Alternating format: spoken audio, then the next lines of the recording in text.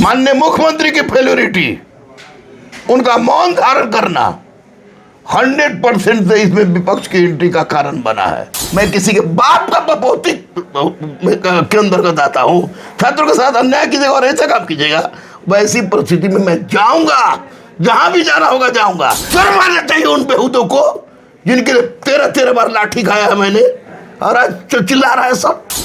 मैं पागल हूं, आपको बता दूं। हाथ काट सकता हूं यहां पर, तो नाम लेके गर्दन काट लूंगा वहां पर भी जाके सबके सामने, लेकिन लड़कों के साथ अहित नहीं होने दूंगा। पीके के बारे में हम सुने कि ट्रंप को शायद वही अमेरिका में चुनाव जितवाए हैं, को बोलने नहीं आता है। हमारे बच्चे अरे बेवकूफ, तुम बताओ क्या होता है, ये क्या होता है बीपीएससी का परीक्षा, बीपीएससी का पुराना सिलेबस बता दे वो, तो गुरु रहमान अपना तीनों डिलीट फाड़ के फेंक देगा। ताकत है कलेजा में तो जांच बैठावे, और नहीं तो राजनीति से संन्यास ले। खान सर हो या गुरु हो, हम लोग छोड़ेंगे नहीं। बाबू हमार बोल दिए जाइए आप लोग, बाबू हो जरा आओ, एनआईए भेजे ना, इनकम टैक्स भेजे ना, आईबी भेजे ना, वो मिला। लेकिन खान सर 50 दिन तक चुप रहते हैं, उसके बाद फिर एक्टिव हो जाते हैं। बहुत लोगों का सवाल इस पे भी है कि गुरु रहमान सर चुप रहते हैं और 50 दिन के बाद चुप ये स्टार्ट हो जाते हैं। इसका मतलब क्या सरकार और आप लोगों के बीच बातचीत हो चुकी है क्या? मेरा सीखा एक बात सुनिए कि गर्दनी बाग आप जाइए, गर्दनी बाग आपको बुलाया जाए और ये मंत्र से बुलाया जाए कि आपको बेइज्जत किया जाएगा, तो कोई भी आदमी देर से लेट करेगा। हो सकता है खान इसी कारण लेट से जागे हो। और इस आंदोलन को का सत्यानाश करने में सबसे ज़्यादा भूमिका परमार के बाद अगर किसी का जाता है तो है पीके। बीपीएससी और परमार को तो हम लोग जान गए कि ये भ्रष्टाचारी हैं, ये इनसे बड़ा चोर अभी मौजूदा बिहार में कोई नहीं है। मैं भी सरोपेन बोलता हूँ आपकी तरफ, लेकिन मौजूदा सरकार को लेकर रहमान सर क्या बोलेंगे? देखिए, एक बात तो स्पष्ट है कि माननीय नीतीश कुमार हो या सम्राट चौधरी हो या आपको विजय सिन्हा हो, किसी भी परिस्थिति में इन लोगों को एक शब्द बोलना चाहिए था। इन लोगों ने शुरू में तो सम्राट भैया बोले कि हम ये करेंगे, मैं भैया शुरू से बोलता हूँ इसलिए बोल रहा हूँ क्योंकि संस्कार है मेरा ये। तो ये बोले कि सबूत लाइए, मंगलवार को हम फंड से कैंसिल करवा देंगे। बच्चे जब वहाँ गए तो पता चला कि ये दिल्ली में है। दूसरी बात कि विजय सिन्हा आप बोल देते हैं कि रहमान टाइप का आदमी संदिग्ध व्यक्तित्व का आदमी है। खैर संदिग्ध कहें कुछ भी कहें, लेकिन सरकार की फेल्योरिटी, माननीय मुख्यमंत्री की फेल्योरिटी, उनका मौन धारण करना 100% से इसमें विपक्ष की एंट्री का कारण बना है। माननीय मुख्यमंत्री को सोचना चाहिए था। नीतीश कुमार ड्रीम प्रोजेक्ट रखते हैं कि हम बापू परीक्षा परिसर बनाए, ड्रीम प्रोजेक्ट है, और ड्रीम प्रोजेक्ट में गड़बड़ी हुआ, उसके बाद भी माननीय मुख्यमंत्री कहाँ थे? क्या कर रहे थे माननीय मुख्यमंत्री? क्या उनके दिमाग में कुछ नहीं चल रहा है? अरे परमार ने बेच दिया इन लोग के नाम को, सत्यप्रकाश शर्मा ने बेच दिया इन लोग के नाम को। और मैं आज भी कह रहा हूं कि नीतीश कुमार अगर तैयार रहते और तैयार हो जाए कैंसिल का परीक्षा के लिए तो री एग्जाम होता, लेकिन अभी तक इनकी चुप्पी पता नहीं किस तरह कहाँ ले जा रही है। कल एक प्रवक्ता की मैं बात सुन रहा था, कल भाजपा के प्रवक्ता थे, मैं उस व्यक्ति को अच्छी तरह जानता हूँ, किस तरह अस्त्र का गिरा हुआ इंसान मैं जानता हूँ अच्छी तरह से, क्योंकि भाजपा के चपरासी से लेकर प्रधानमंत्री तक को मैं जानता हूँ। वो आदमी बोल रहा था कोई खान कोई सर कोई गुरु नहीं होगा, सरकार जांच करेगी, सरकार जांच करेगी। अरे पागल सब बेहोता सब, सरकार जांच करेगी। अब हम लोग एक्सरे निकालेंगे इलेक्शन में, सबका एक्सरे निकालेंगे और उस व्यक्ति को तो जरूर बुलाएंगे। मैंने उससे रिक्वेस्ट किया है कि तुम में हिम्मत है, तुम बार बार कह रहे हैं कि हमारे भाई और बहन, हमारे भाई बहन के साथ छिड़खानी हो रही है, तो मैंने उससे कहा है, मैं अपील कर रहा हूँ आपके माध्यम से कि ए भैया जरा आओ ना हमारा गंगोत्री सत्याग्रह में, आपको बता देते कि बच्चों के मन में कितना प्रेम आपकी तरफ से है।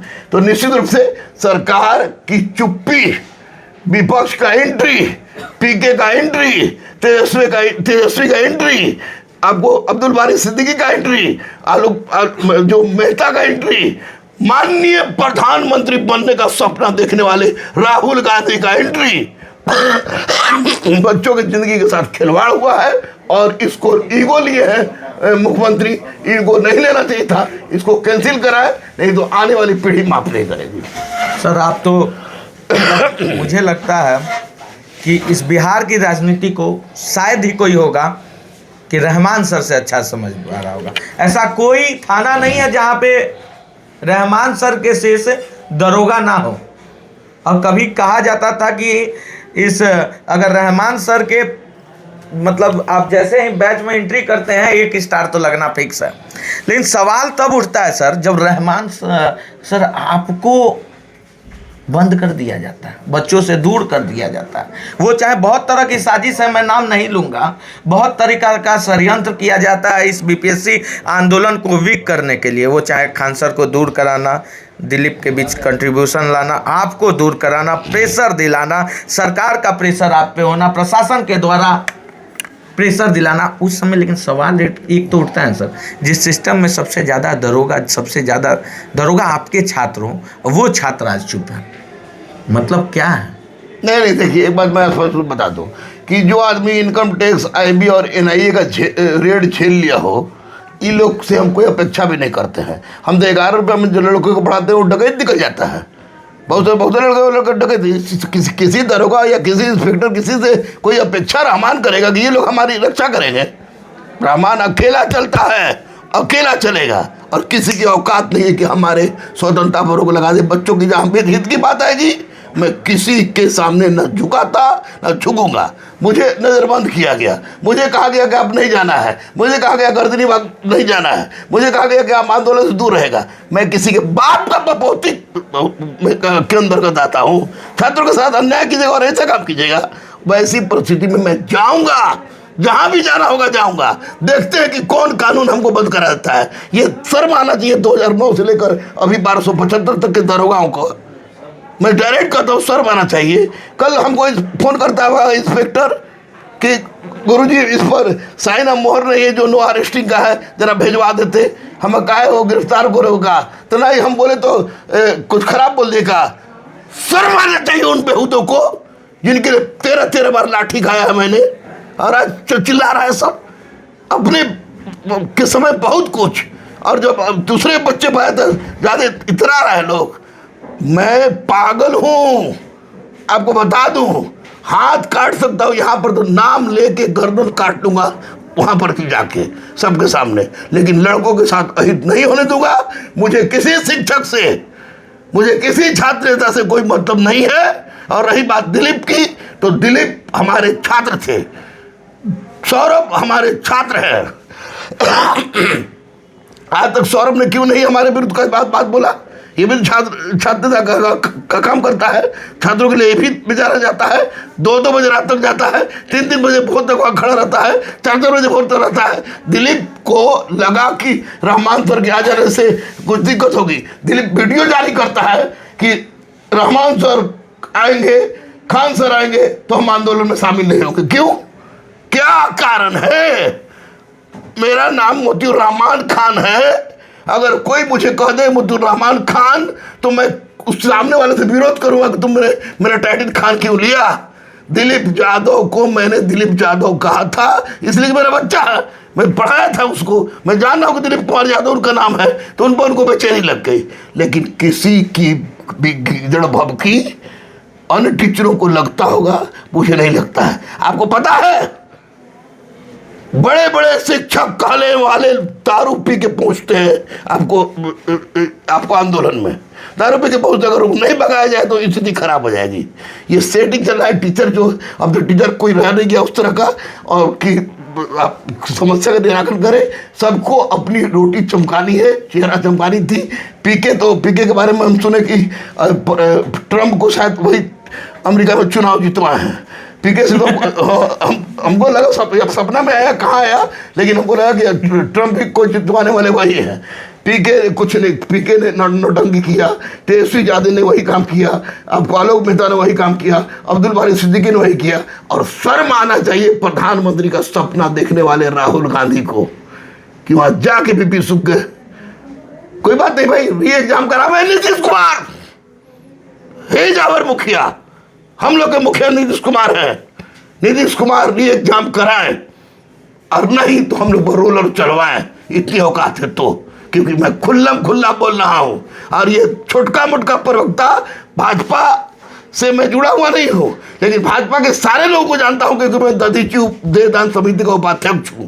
उस दादी भाजपा से भी अनुरोध करूंगा कि छोटका मोटका ही प्रवक्ता जो है कुंतल कृष्णन जैसा व्यक्ति, वो आकर जिसको बोलने नहीं आता है, हमारे बच्चे अरे प्रवक्ता, तो बताओ क्या होता है, ये क्या होता है बीपीएससी का परीक्षा, बीपीएससी का पूरा अगर सिलेबस बता दे वो, तो गुरु रहमान अपना तीनों डिलीट फाड़ के फेंक देगा। है औकात, बोलते हमारे बच्चे तुम्हारे बच्चे, हमारे बच्चे तुम्हारे बच्चे, आज भी आई हमारे बच्चों के साथ, तो हम देखिए क्या करेंगे। आज जांच बैठाने की बात करता है वो। कुंतल को तो मैंने पहले इज्जत करता था, जांच बैठाने की बात करता है। अगर ताकत है कलेजा में तो जांच बैठावे, और नहीं तो राजनीति से संन्यास ले, क्योंकि फालतू बोलने का मतलब ये नहीं होता कि प्रवक्ता हो गए। ही टोटली कहोगे कि बर्बाद किस्म का प्रवक्ता है। भाजपा अगर उस तरह का प्रवक्ता को रखता है तो निश्चित रूप से गंदा होगा बच्चों के लिए। बच्चों आज की बात कर रहे हो, बच्चों, और बच्चे तो दिन भर भी लग रहे हैं, बिना रोटी खाए रह रहे हैं, और ऊपर कह रहे कि खान ये सर हो या गुरु हो, हम लोग छोड़ेंगे नहीं।